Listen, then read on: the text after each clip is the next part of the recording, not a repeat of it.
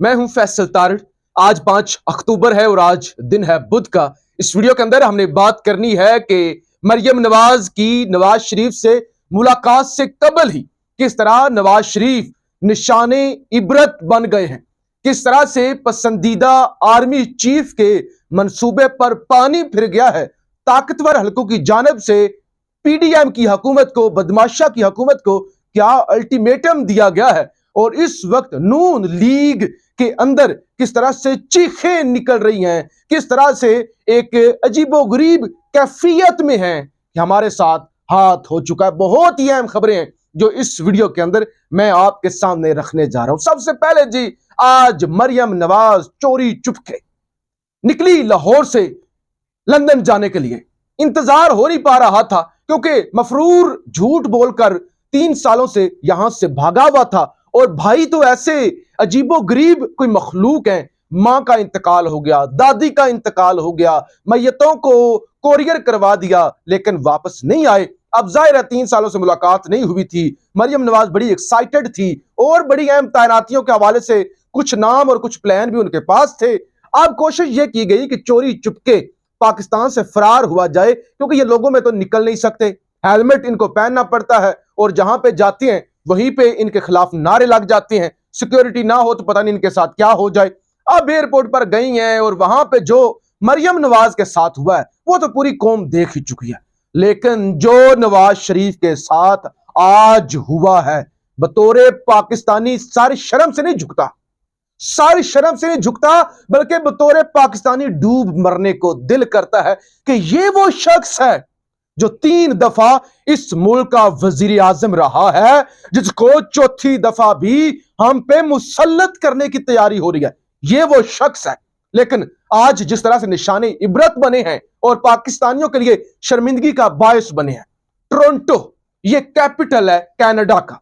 Toronto university के अंदर एक लेक्चर दिया जाता है, एक केस स्टडी अपने स्टूडेंट्स के सामने प्रोफेसर रख रहे होते हैं टोरंटो की यूनिवर्सिटी में एंटी करप्शन पर, कि किस तरह से करप्शन होती है, किस तरह से बाकायदा एक सेटअप बनाया जाता है करप्शन करने का, किस तरह से अदारों को खरीदा जाता है, किस तरह से जो है वो कमीशनें बनाई जाती हैं, कैसे ब्लैक मनी को व्हाइट मनी किया जाता है, कैसे पैसे लगा के लोगों को गॉड फादर की तरह खरीदा जाता है। और उसमें जो केस स्टडी के तौर पे बंदा पेश किया गया वो मुस्लिम लीग नून का शेर, मुस्लिम लीग नून का कायद, ताहयात कायद, दिलों का वजीर आजम मफरूर भगोड़ा नवाज शरीफ था और पाकिस्तान का 3 दफा वजीर आजम रहने वाला। टोरंटो की यूनिवर्सिटी में कोई और मिसाल नहीं मिली, उन्हें कोई और मिसाल नहीं मिली, बल्कि नवाज शरीफ की मिसाल मिली कि यह महान करप्ट है, एक ऐसा करप्ट जिसकी दुनिया में मिसालें दी जाती हैं करप्शन की, और यहां उसको वापस लाने के लिए, उसकी ताहयात नाइली खत्म करवाने के लिए दौड़े लगी हुई हैं, अदारों की भी और अहम शख्सियात की भी दौड़े लगी हुई हैं कि लेवल प्लेइंग फील्ड देनी है। एक शख्स से बुग्ज है, एक शख्स से अना का मसला है, अब उसकी अना में उस शख्स को आयल करना है, उस शख्स को वापस लाना है, उस शख्स को अगले वजीर आजम का कैंडिडेट बनवाना है, जिसको कनाडा की यूनिवर्सिटी में निशाने इबरत के तौर पे पेश किया जाता है, एक क्रिमिनल के तौर पे पेश किया जाता है, एक गॉडफादर के तौर पे पेश किया जाता है, एक करप्ट, तमाम जो करप्ट माफिया है उनके इमाम के तौर पे पेश किया जाता है। तो ये मैं समझता हूं हमारे लिए बतौरे कौम डूब मरने का मुकाम है। अब दूसरा मसला, मरियम नवाज इतलात यह है कि कुछ नाम लेकर लंदन पहुंची हैं और मरियम नवाज जो कि किसी भी ओहदे पर नहीं है, नाअहल हैं। मरियम नवाज और दूसरे नंबर पर बाप जो जेल से झूठ बोलकर भागा हुआ है। आप दोनों बाप बेटी बैठेंगे, 5 नाम उनके सामने होंगे और दोनों इस मुल्क की तकदीर का फैसला करेंगे, मुसल्लह अफवाज के सरबराह का फैसला करेंगे कि इस्लामी जमहूरिया पाकिस्तान की नंबर 1 फौज का सरबराह कौन होगा। फैसला कर रही होंगी मरियम नवाज जो कि खुद सजा याफ्ता हैं और अभी भी बरी हुई हैं, और बाप जो झूठ कर बोलकर भागा हुआ। लेकिन इनके मंसूबे पर जी बड़ी बुरी तरह से जो है वो पानी फिरा। जनरल आसिम मुनीर शाह साहब का सुबह से, कल से, कई दिनों से नाम चल रहा है। मरियम नवाज उनकी बड़ी तारीफें भी कर रही हैं कि आसिम मुनीर साहब प्रोफेशनल है। नो डाउट, आसिम मुनीर साहब हो जाएं, जनरल फैज हो जाएं, जनरल साहिर शमशाद मिर्जा साहब हो जाए, नुमान महमूद साहब हो जाए, या कोई भी, सारे प्रोफेशनल है, सारों का कैरियर है, सारों की मेहनत है, सारे मुहिब्बे वतन है।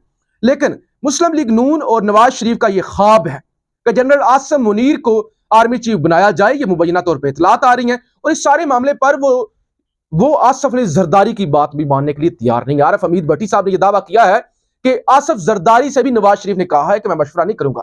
शहबाज शरीफ जो कि वजीर आजम है, जिसके पास इख्तियार है वजीर आजम के पास कि आर्मी चीफ अपॉइंट करेंगे, उनकी भी नहीं मानी जाएगी और नवाज शरीफ जो फैसला कर चुके हैं वही फैसला करेंगे। लेकिन इनके मंसूबे पर किस तरह से पानी फिरता नजर आ रहा है। अब जो भी जनरल होते हैं, जर्नल्स होते हैं, उनका क्राइटेरिया होता है, वो किस तरह से अफसर बनते हैं, कौन से ये कोर्सेज करते हैं, क्या क्या मैकेनिज्म होता है। अब जो जनरल आसिम मुनीर शाह साहब हैं, ये 17वें ओटीएस हैं। ओटीएस जाहिर एक डेजिग्नेशन होता है, एक रैंक होता है, एक अच्छा जी। अब ये जिस तरह से ओटीएस ऑफिसर बने हैं, ये शॉर्ट कोर्स के अंदर बने हैं। ये हंगामी हालात में ऐसे शॉर्ट कोर्सेज होते हैं जो 9 माह के कोर्स होते हैं, यानी 9 माह का ये कोर्स होता है, उसके बाद आप ओटीएस ऑफिसर बन जाते हैं। लेकिन आम जो बाकी जर्नल्स हैं, जो एक नॉर्मल रूटीन मैटर है, उसके मुताबिक जो इन्होंने शॉर्ट कोर्स किया हुआ है तो वो लॉन्ग कोर्स होता है। लॉन्ग कोर्स के अंदर जो ड्यूरेशन होती है वो 4 साल की होती है, यानी 4 साल तक आपने सर्व करना है, आपने कोर्स करना है, उसके बाद आप ओटीएस ऑफिसर बनेंगे। अब पाक फौज की पिछली 75 साल तारीख में एक भी अफसर जिसने शॉर्ट कोर्स किया हो ओटीएस ऑफिसर का, वो आर्मी चीफ नहीं बना। यानी इससे पहले पाकिस्तान की तारीख में यह नहीं हुआ, फौज की तारीख में भी नहीं हुआ, क्योंकि इन्होंने शॉर्ट कोर्स किया हुआ है, 9 माह वाला कोर्स किया हुआ है, तो लिहाजा जो मेरिट होता है उसके मुताबिक तो लॉन्ग कोर्स जो 4 साल का होता है, तो लिहाजा अब भी अगर मेरिट पर देखा जाए तो general Asim Munir seniority list में तो जरूर पहले नंबर पर हैं, लेकिन इस मामले में वो काफी पीछे जाते हुए दिखाई दे रहे हैं और लगता है कि मुस्लिम लीग नून की उम्मीदों पर पानी फिर जाएगा। अब जनाब ताकतवर हलकों की जानिब से बजाय जिस तरह से चीखें निकल रही हैं, जिस तरह से चीखें सामने आ रही हैं, उससे वाज़ेह तौर पर लग रहा है कि ताकतवर हलकों की जानिब से अल्टीमेटम दे दिया गया है कि आप बस बोरिया बिस्तर गोल करें, तय करें, निकलें, बस करें। तबाह कर दिया अपने मुल्क को और अब हम इसको मजीद बर्दाश्त नहीं कर सकते। यही वजह है कि आर्मी चीफ जनरल बाजवा भी हाथ खड़े कर गए, उन्होंने कहा नहीं नहीं अब बस हो गया, अब जो है जैसे मुद्दत पूरी हो जाएगी मैं अपना ओहदा छोड़ जाऊंगा। इस पर जी आज बड़े ही तपे हुए नून लीग के गुंडे मरियम नवाज के जाती मुलाजिम मियां जावेद लतीफ साहब प्रेस कॉन्फ्रेंस करते हैं और कहते हैं कोई हमें भाषण ना दे, कोई हमें भाषण ना दे कि आगे बढ़े। हमने तो मीर जाफर और मीर सादक नहीं कहा, आप हमें क्यों कह रही है कि सब कुछ पीछे छोड़ दें, जो कुछ हो गया उसको भूल जाएं, अब आगे बढ़ना है। वो कहते हैं कि हमें कोई भाषण ना दे कि हमने आगे बढ़ना है, हमने तो कुछ भी नहीं किया, हमने तो कोई जो है वो मीर जाफर और मीर सादक नहीं कहा, हमने तो ये नहीं कहा कि हम अदारों के खिलाफ जिहाद करेंगे। ये इमरान खान तो शेख मुजीबुर रहमान से भी आगे निकल गया है, जिसके प्रेशर में आके आप हमारी हुकूमत खत्म कर रहे हैं ना, वो तो शेख मुजीबुर रहमान से भी आगे निकल गया है। आइन की बालादस्ती के लिए नवाज शरीफ ने जो जेलें सही हैं वो खामखा थी, यानी नवाज शरीफ जो जेल में गया है और टोरंटो की यूनिवर्सिटियां चला रही है कि करप्शन पे गया है, करप्शन का सरदार है, वो कहते हैं जो नवाज शरीफ ने फिर सजा भुगती है वो ऐसी ही थी। अगर आपने दोबारा इमरान खान को लाडला बनाना है तो ये बर्दाश्त नहीं किया जाएगा। कहते हैं कौम जाग गई है, वाकई भाईजान कौम तो जाग गई है और कहते हैं एनआरओ नहीं मिलेगा, यानी इमरान खान को एनआरओ नहीं मिलेगा और हम हुकूमत छोड़कर नहीं जाएंगे। बेशर्मी की सारी हदें, यानी बेशर्मी की जो प्योर फॉर्म है ना, वो मुझे इस जगह पे जो है वो लगती हुई नजर आ रही है कि एनआरओ किनको मिला है।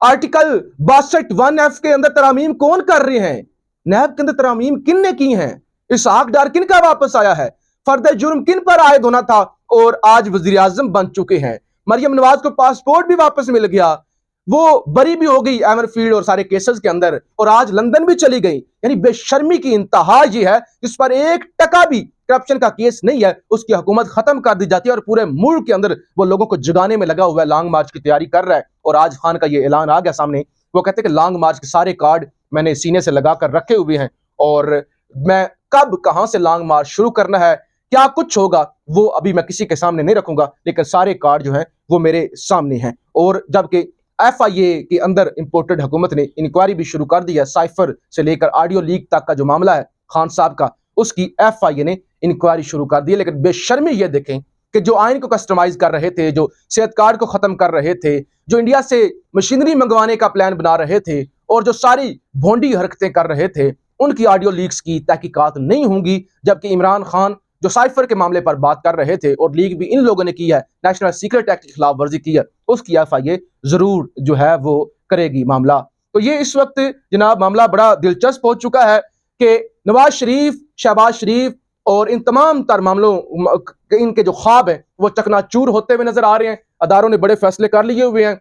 इमरान खान बहुत जल्द लॉन्ग मार्च की कॉल दे देंगे और जरदारी साहब और नून लीग के अंदर कयामत बर्पा हो चुकी है। आपस में नाराजगियां इंतहा तक पहुंच चुकी हैं। नवाज शरीफ साहब ने वाज़ेह तौर पर कह दिया है कि आर्मी चीफ का फैसला तो मैं ही करूंगा।